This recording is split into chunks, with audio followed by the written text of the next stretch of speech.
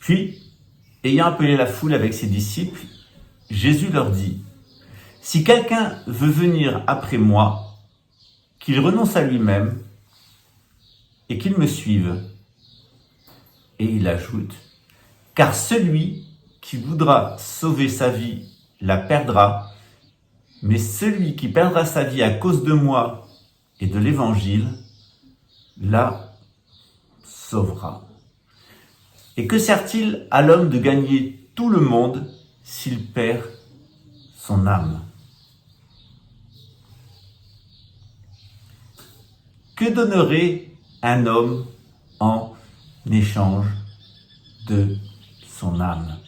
Car quiconque aura honte de moi et de mes paroles, au milieu de cette génération adultère et pécheresse, le Fils de l'homme aura aussi honte de lui quand il viendra dans la gloire de son Père avec les saints et les anges.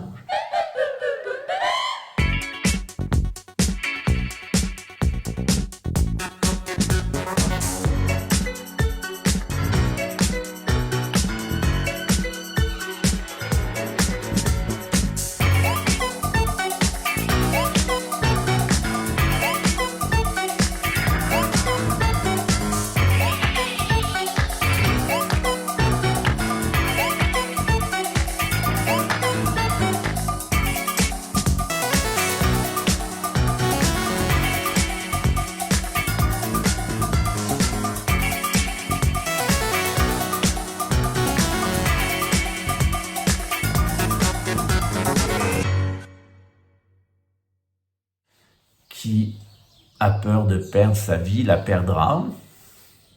Qui a honte de moi sera confondu parmi les hommes. Quelqu'un perdra son âme. Perdre la vie, avoir peur de perdre la vie, perdre son âme, renoncer à Jésus, aux Écritures et avoir honte d'être chrétien parmi les hommes, ça ne vous rappelle rien. On nous annonce pour les années à venir de grands changements. D'abord, une grande peur de perdre la vie.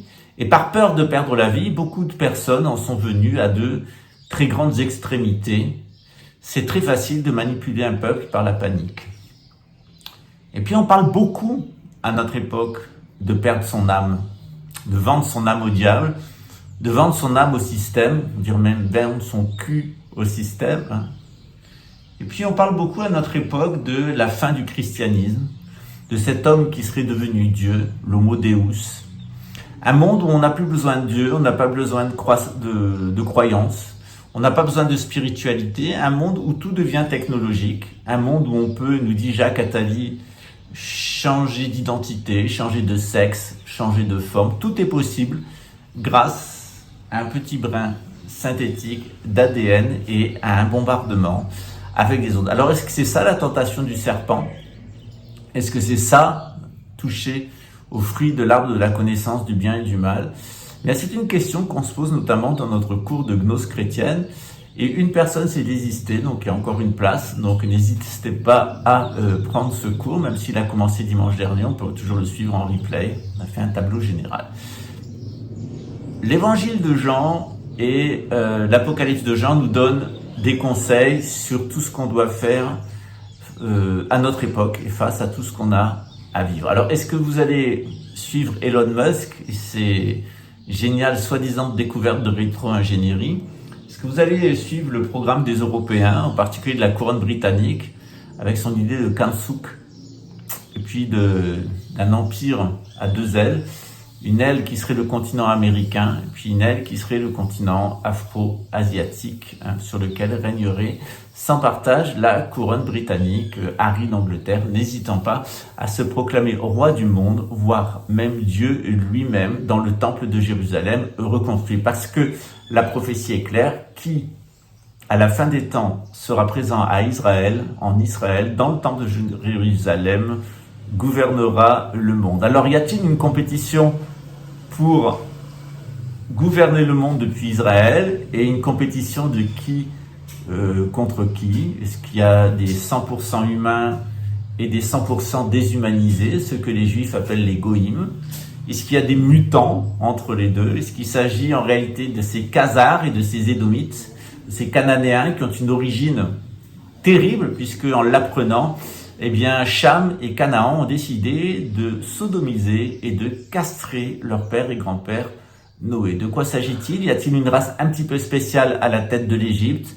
Une lignée de sang qui se serait transmise bien ensuite aux Assyriens, puis aux Babyloniens avec Nabuchodonosor, puis aux Médo-Perses avec Cyrus, puis Alexandre le Grand, puis à Jules César et à la couronne britannique. Est-ce que le dernier rejeton de la couronne britannique, après le départ très proche maintenant de Charles III, puisqu'il restera que 18 mois, est-ce qu'on a une grande parodie finale des Édomites et est-ce qu'ils sont véritablement humains ou est-ce qu'ils appartiennent à une autre race? Mais pour répondre à cette question, vous pouvez voir ma chaîne Pascal Trefingui OVNI parce que c'est lié à la question des objets volants non identifiés. Je ne parle pas d'extraterrestres, je parle d'une technologie un peu particulière présente sur Terre qu'on nous aurait peut-être cachée. On va essayer d'élucider, de ne pas éluder, mais d'élucider la question à partir du rapport Cometa de l'armée française. L'armée française, en 1999, a émis un rapport qui a été donné à Lionel Jospin en 2001, qui est très intéressant, le rapport Cometa, et qui fait le point sur la question OVNI. De quoi s'agit-il et que doit-on craindre en matière de sécurité nationale? D'autre part, eh bien, sur la chaîne du Temple et sur les autres chaînes des actualités, eh bien, nous nous posons la question au jour le jour de la direction que prend le système. Vous avez vu en Chine, c'est l'hécatombe. C'est bientôt l'hécatombe aussi en Europe. De quoi meurent les gens? De quoi s'agit-il? Y a-t-il une nouvelle forme de Covid?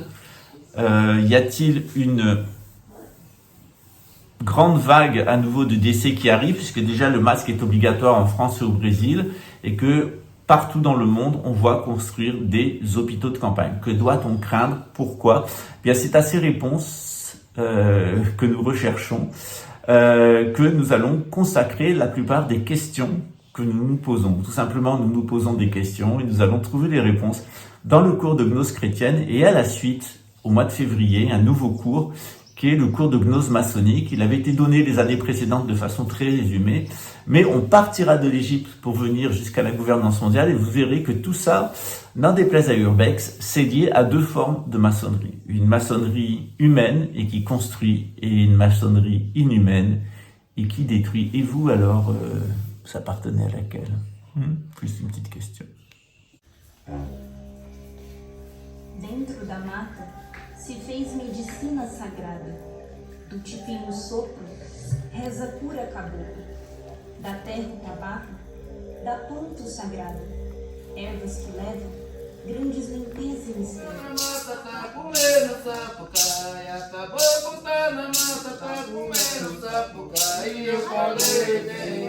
Onde os caboclos mais eu falei dendê, onde os caboclos mais tava sentado no tronco da Jurema.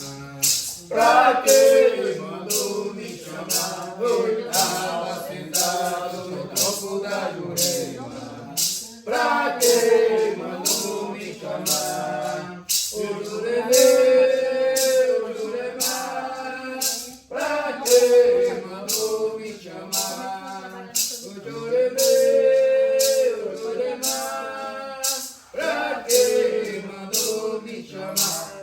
Tava sentado no tronco da Jurema.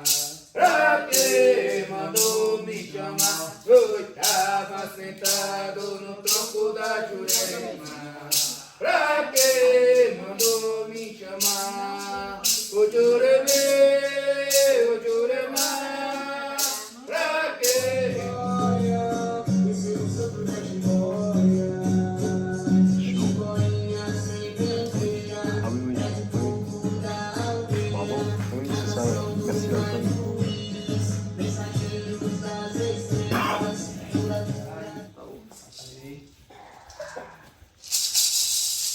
Então, mais alguém?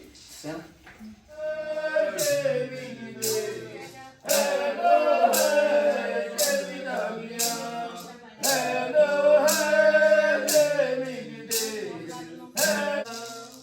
O pessoal das meninas aí, se tiver curiosidade também quiser fazer experimento da medicina, fica à vontade, viu?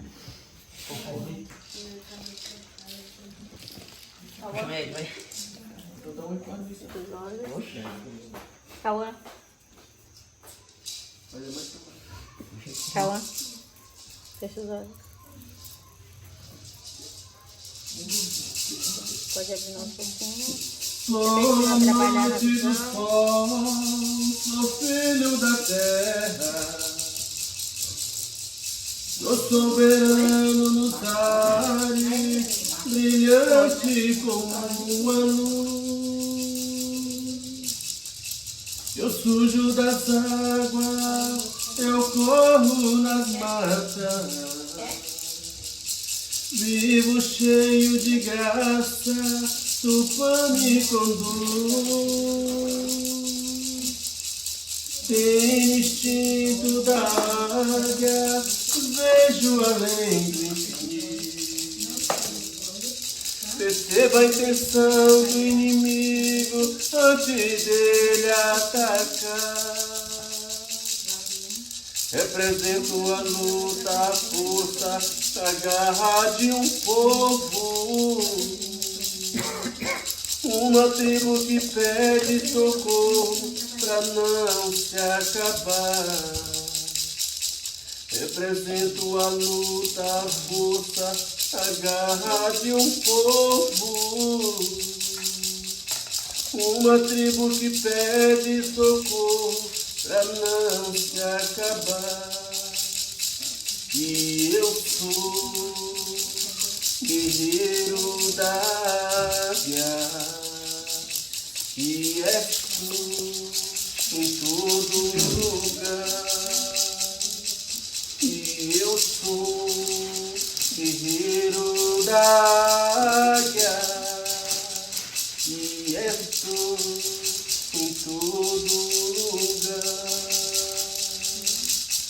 Sou amante do sol, sou filho da terra, sou soberano nos ares, brilhante como a luz. Eu sujo das águas, eu corro nas matas. Vivo cheio de graça, Tupã me conduz. Tenho instinto da águia e vejo além do infinito. Perceba a intenção do inimigo antes dele atacar. Represento a luta, a força, a garra de um povo. Uma tribo que pede socorro pra não se acabar. Represento a luta, a força, a garra de um povo. Uma tribo que pede socorro pra não se acabar. E eu sou guerreiro da